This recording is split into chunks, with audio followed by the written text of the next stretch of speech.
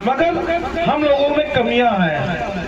हम लोगों को राजनेताओं द्वारा बांट दिया जाता है। कहते हैं कि हाँ कुछ अभी होता है, बौद्धिस्ट है, अरे मायावती बहन जी है, उसमें चले जाओ, इसमें चले जाओ, ऐसा ऐसा करके राजनीतिक में हम लोगों को बांट दिया जाता है।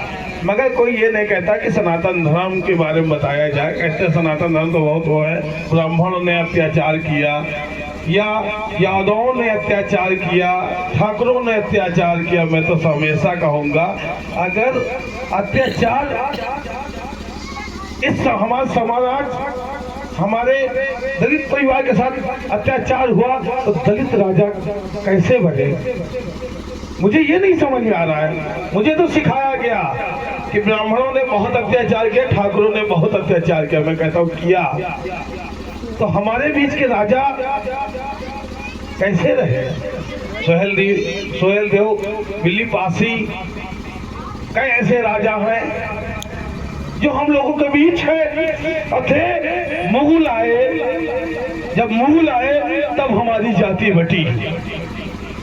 जाति बटने का तो मेरे गुरुजी ने मुझे ज्ञान दिया, वो भी सनातन के लिए हमारे साथ कदम के कदम मिला के हमारे साथ चले।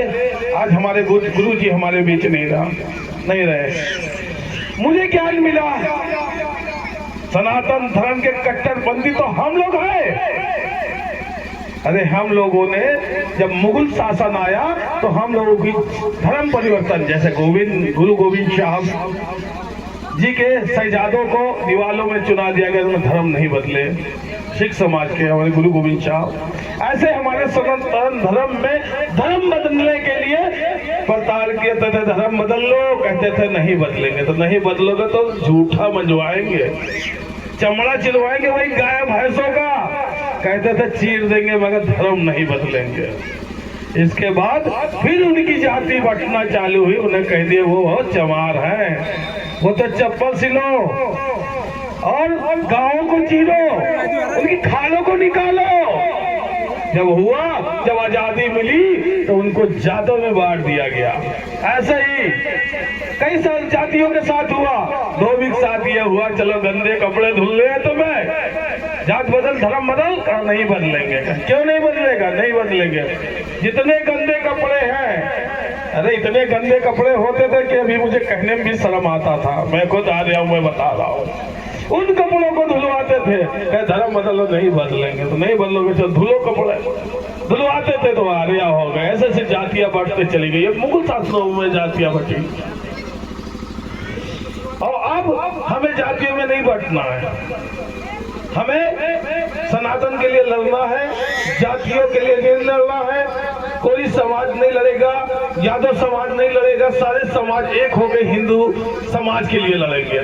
बस मेरी ये हाथ जोड़ के आप लोगों से यही निवेदन है, कामना है कि आप लोग अब जातियों में न बटे, जातियों में न लड़े, हिंदू एक हो के। देखिए आप लोग इस बार एक हुए, मोदी जी आ गए, योगी जी आ गए, ऐसे बटे थे तो कभी नहीं आए। आज गर्व से कहते हैं हम हिंदू हैं।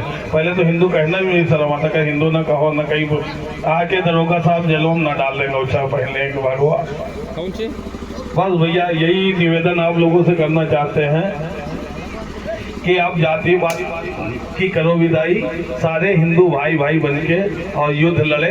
और आप लोगों से हाथ जोड़ के निवेदन है, कम्मल विद्रोह के बाद जिन माताओं के घर से अन्न आया हुआ है उसी का भोज बना हुआ, सही भोज, सभी के घर का जो अन्न आया है उसी अन्न को बना के एक प्रसाद के रूप में भी हम लोग सब लोग साथ में खा के तब जाएंगे। आप लोग कोई जल्दबाजी मत करिएगा। कम्मल जैसे ही वितरण होगा उसके बाद सही भोज की व्यवस्था कार्यकर्ताओं द्वारा की गई है और प्रसाद ग्रहण करके तभी जाएंगे। बहुत बहुत धन्यवाद, बहुत आभार व्यक्त करते हैं जो आज मुझे रानीपुर में बोलने का, रानीपुर मातृभूमि में बोलने का अवसर प्राप्त हुआ। बहुत बहुत धन्यवाद। जय हिंद, जय भारत।